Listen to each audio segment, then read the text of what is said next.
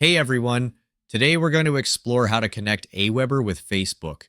If you're new to AWeber, don't forget to check out the free trial link in the description below. For those who are already set up, just log in and follow along. To get started, you'll first need to create a Zapier account, which will allow you to connect AWeber with Facebook. Once you're logged in, head over to the Zapier dashboard. There you'll find a button labeled Create. Click on that, then select Zaps to begin setting up your automation. If you have any questions along the way, don't worry. The Copilot feature is available to guide you through the process. Next, choose both Facebook and AWeber from the list of available options. Be sure to fill in all the required details on the right side of your screen.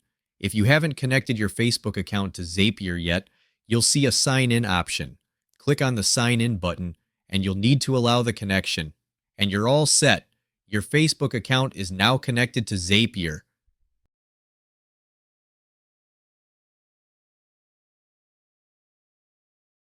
Now repeat this process to connect your AWeber account.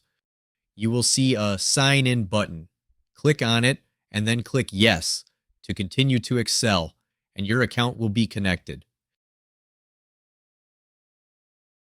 After connecting both accounts, take a moment to configure your settings as needed.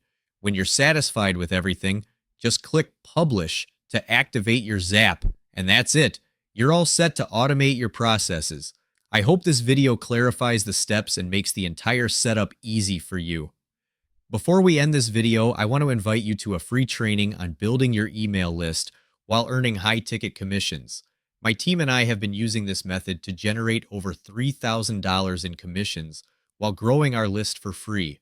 If this sounds interesting to you, just click the link in the description to sign up. Thanks for watching.